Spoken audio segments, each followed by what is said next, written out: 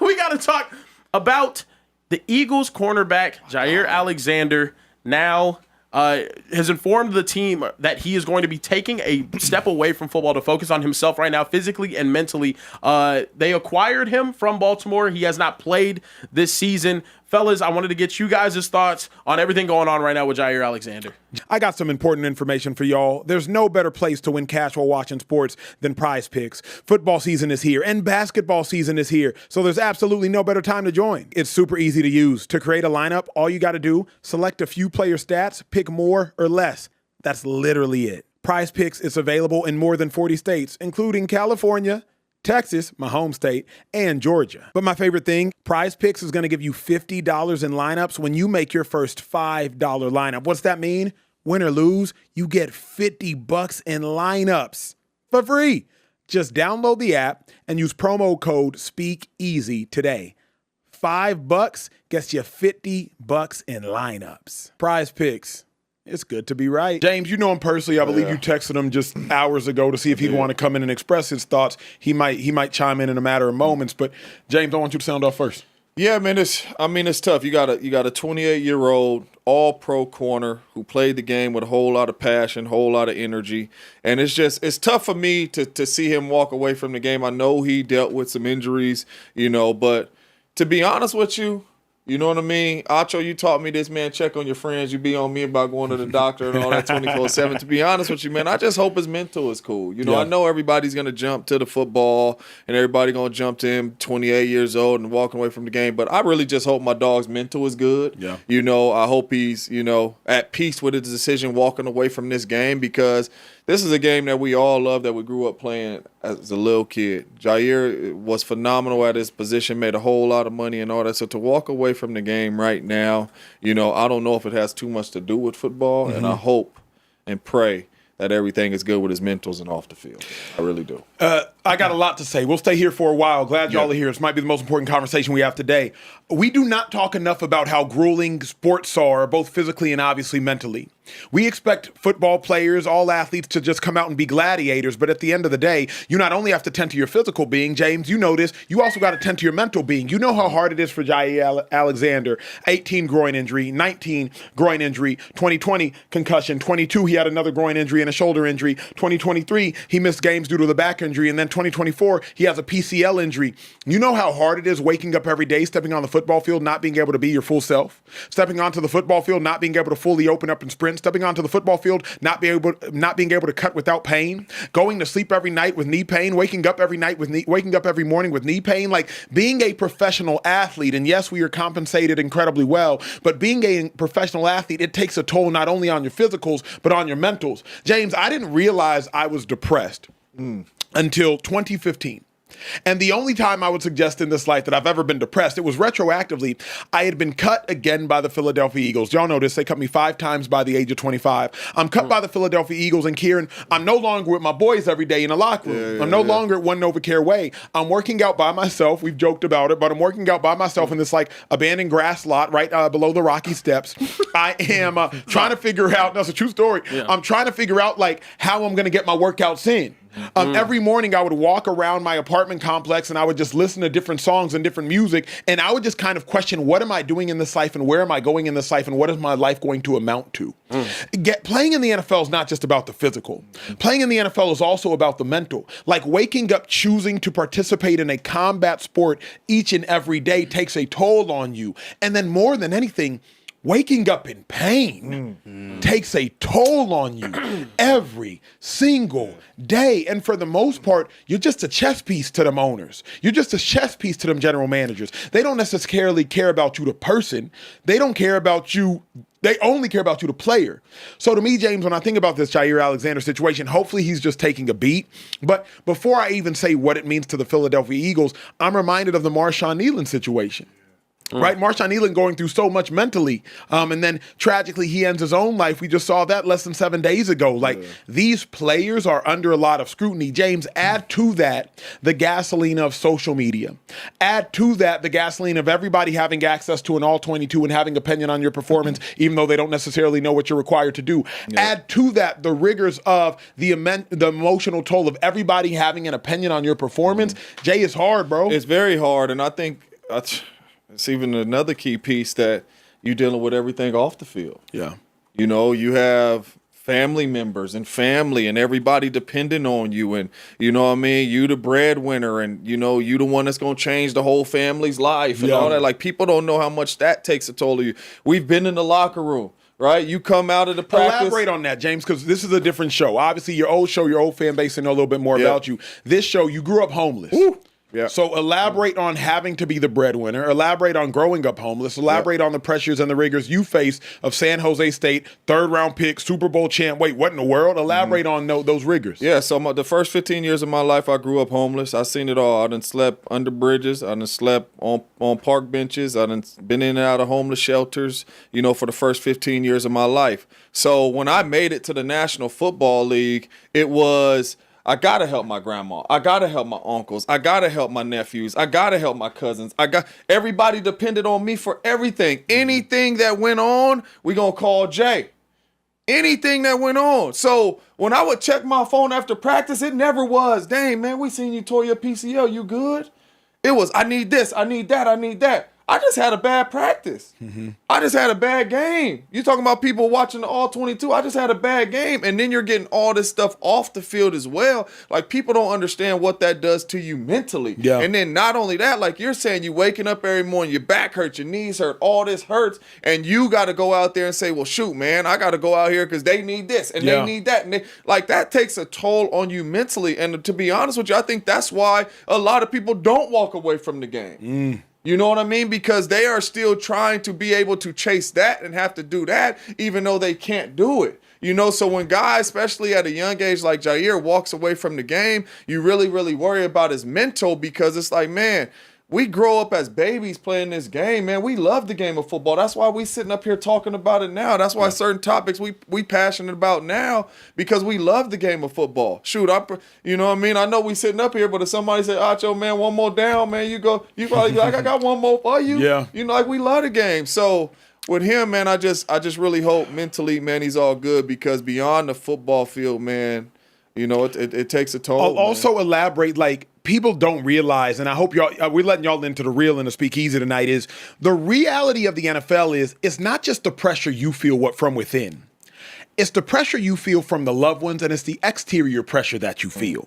Trey, I looked this up one time, G, and it's the reason that it's harder to breathe at altitude is because the pressure from outside is greater than the pressure that lies within the lungs. That's why it's so hard to breathe at altitude. That's also why it's so hard to survive in the NFL. When I got cut those times in the NFL, I wasn't so much worried about me. I was like, dang, my brother playing for the Arizona Cardinals, he got 7.5 sacks as a rookie, like second most at the time of all rookies. And I'm over here getting cut day after day. What my parents gonna think? What mom gonna think? What pop's gonna think? Now my brother got to call me and, hey, man, so you good, bro? Meanwhile, you just got another sack on Drew Brees. And I'm over here getting these pity are you good calls. I was an All-American at Texas. Acho, pull your weight. The hell you doing? You know, why you embarrassing the family name? You know what I'm saying? Like, you letting everybody down. That's a crazy standard to hold yourself to. But it's a a realistic standard. That's something I don't even think most people would think of. No, but it's real. Like, so when I'm getting cut in the league, I'm not thinking, oh, it's me. I'm like, man, when they find out I got cut, and then your whole family check on you. And then when your family check on you, it'll make you feel even worse. Because now they remind you that you just got cut. So you wish you could just get cut and hide. Y'all got to remember, bro, Jaire Alexander was a healthy scratch several times in Baltimore. You know how embarrassing that is? He was a all-pro 3 years ago. Best cornerback in football, one of them. One of them, a top 3 cornerback in football. And now at 28, you're a healthy scratch, meaning the Baltimore Ravens are looking at their roster and saying, though you're healthy, we don't even want to play you. Imagine going from being perceived as the best in your position, the best in the world at what you do, to now you're a healthy scratch. Jaire's about to go play the Packers. Eagles left him in Philly. You know what that does to your mentals? You know what that does to your heart? Yeah. You're trying to go get your lick back. Yeah. And the current team you're on is like, nah, don't even show. So to me, like, I'm so glad we're having this conversation because people just read, oh, maybe his knee's not right now. What NFL players go through, and Jay, you know this as good, if not better than me. I got cut so many times. People don't realize what NFL players go through. And then you got to read the articles. Man, Acho was no good anyway. And then you got to read the tweets and people in the comments who didn't even make it to high school football at a high level talking about you sorry, you suck. And you internalize that. And like that stuff really sticks. And so to me, like, this is a deeper and bigger conversation than just Jaire Alexander. Jaire to me right now is just following Marshawn Nealon tragically is just the latest icon and poster boy for it. But not only that, it's crazy that you say that because Emmanuel Acho is up here right now. He's single.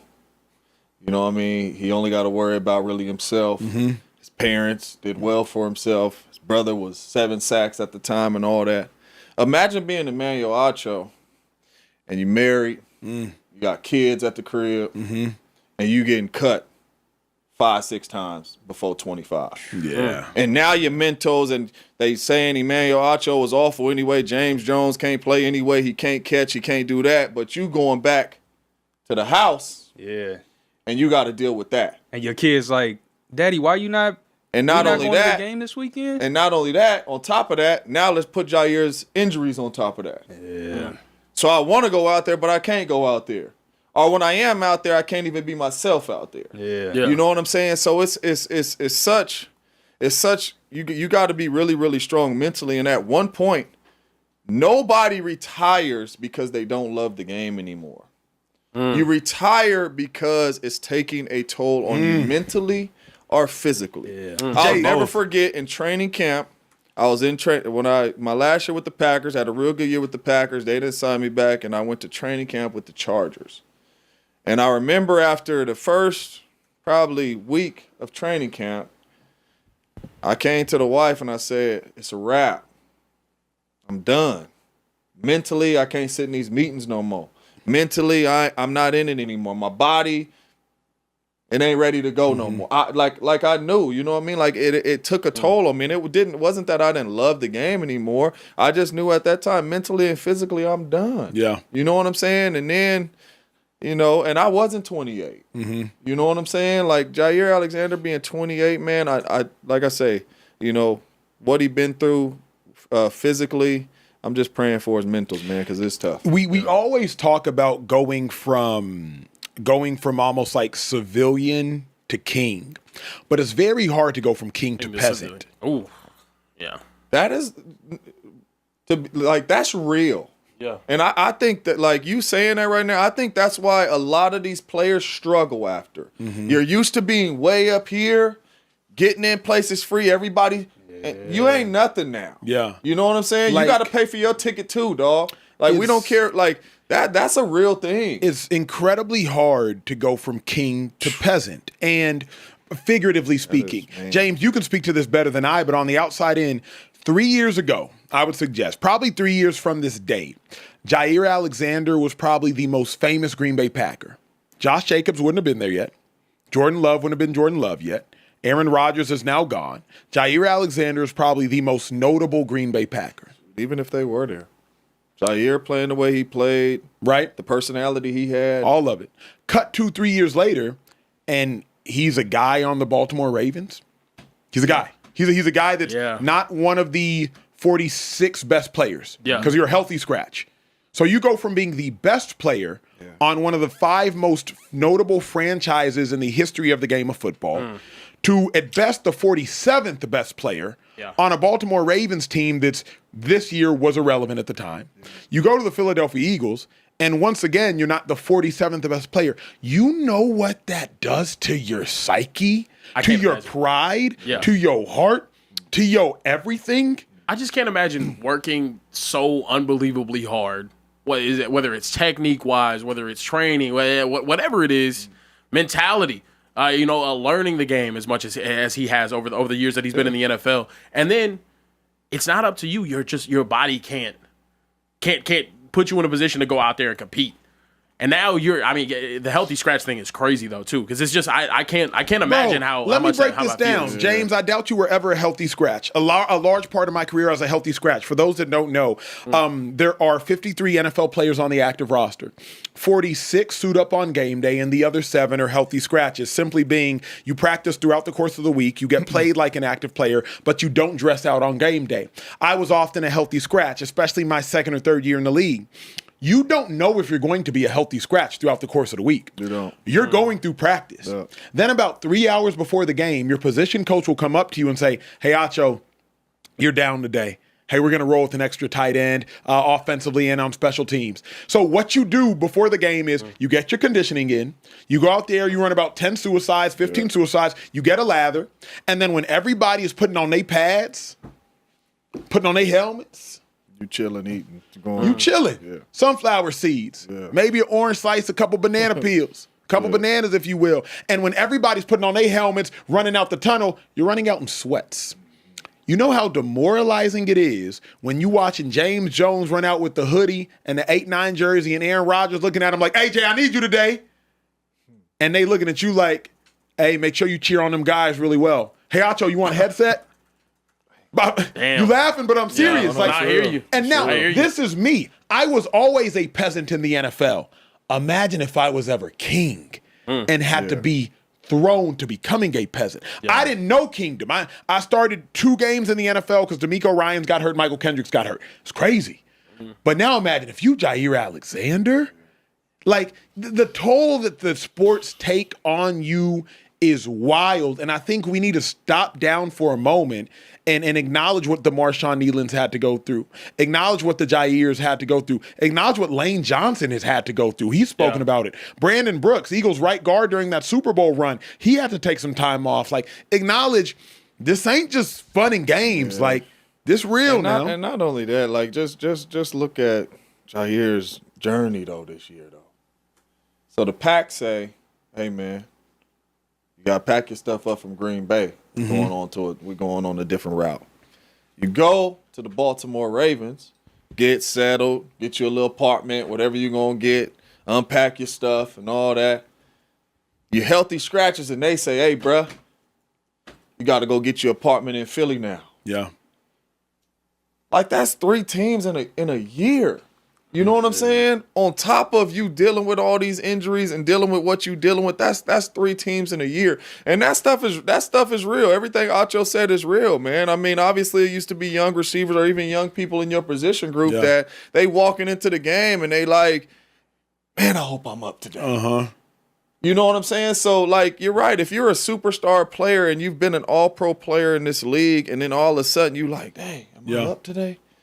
You know what I mean? Or I'm in a Baltimore Ravens uniform today and I'm in an Eagles uniform tomorrow. That takes a lot of toll. I'm not surprised at this at all. You know, that he pulled the trigger, you know. Let me I pray and hope mentally. He's good with I want to make decision. this an inclusive conversation. Social trade, what's the chat saying? Does the chat have anything they want to Yeah. Chat's got some really good discourse going on right now. Our guy Josiah said, Acho, that mental hurts for real. As a child, I lost my confidence while playing basketball. I went from being good to bad because I heard teammates tell me I suck because I missed a shot. So I can just imagine as a pro athlete how that mental can mess someone up, and honestly haven't been the same since. We also got another one from C-Web. He said, I'm a sports psychologist, so please don't think I'm insensitive, but this is not for everybody. I respect anyone who says this is too much. Interesting that I have advised 3 NFL players to walk away and they didn't, and all of my NBA players did. There's something deeper here, which I think, James, kind of speaks to like what you were saying about, you know, that love of the game for football is, man, it runs deep. And I know, you know, the same can be said about NBA players, but you kind of have to be maniacal to play football and boot up every day. It's such an aggressive and barbaric sport that, like, to me, it makes sense that it's easier to be like, you know what, I'm gonna throw my sneaks over the power line. Let me chime in on that. It's a couple things. I remember sitting in my locker. It's a true story. Sitting in my locker in the league, and I would go down my locker mates and be like, hey, how much will somebody have to offer you a year to retire? Damn. And the consensus number was typically $800,000. Like, how much would somebody have to give you annually to retire? NBA money, number one, is guaranteed. And I think more importantly than that, you can still scratch your basketball itch because you can go hoop at UCLA pickup games. Yeah. You can go hoop at Rucker Park. Yeah. You can go hoop in the backyard with your kids. You're not putting on no pads and hitting people. When you hang up the cleats, you are never, ever playing again. And turkey trots and Thanksgiving games pale in comparison to actually playing for real. Yeah. So to me, I do think there is shout out C Webb. I think that was a sports psychologist. Yeah, one of our. A shout out. I think that's a her. Shout out to her. And I got my master's degree in psychology, so I really lean into the sports psych of it all. So I think there's really something there. I don't want to keep us here too long anymore. But not only that though, really quick though, because you probably went up to some of them teammates and they say, "I don't need no money." I love playing football. You know what I'm saying? And that's my thing. Like as a young age, you love the game of football. Yeah. Does it take some of us out of the hood? Does it give some of us money to help start our career? It does. But you buckling that helmet up every single week, knowing that I might not walk off this field. I know. Yeah. But I'm going to buckle up anyway because I love this game. Yeah. You know what I'm saying? Yeah. So it's a lot of people that say, man, I don't need no money to go out. You know what I'm saying? The money good, but I love this game, especially young. Yeah. Jaire's 28, man. Yeah. You start getting into your 30s and all that, and you done been in the league for 10 plus years. That's different. Yeah. I couldn't imagine even thinking about at 28 retiring. At 28, I'm like, man, shoot. But that's because. But let me ask you this: that's because you or I feel like we're just peaking at 28. You know, at 28, you're probably you're probably just getting your second or third contract. You're going to the Raiders, maybe. Like Jaire, statistically and physically, is on a decline. I stepped away from ball at 25. But I had the hard conversation with myself, Acho, you'll never be an All-Pro. You'll never be a Hall of Famer. And unless you stumble into some luck, you're not going to be a Pro Bowler. I'm tired of getting cut. Yeah. Go do something greater with your life. Like this football thing, you got a real ceiling, Gotch, and you keep getting hurt. I got hurt 7 times in 8 years. But I think you got a ceiling, Gotch. Go. I think your decision was too though because you did keep getting cut. You know what I'm saying? Like, let's say Emmanuel Acho was playing for 7 years at 28. And you wasn't worried about dressing out. No, I'm not retiring. You feel what I'm saying? That's all I'm Yeah. saying. Like Jaire Alexander is 28 years old, and like he's still. I mean, I don't know all of his injuries, but he's still got good football left in him. But not only that, mentally at 28, you ain't thinking about giving up the game, dog. Yeah. Unless mentally it really took a toll on you.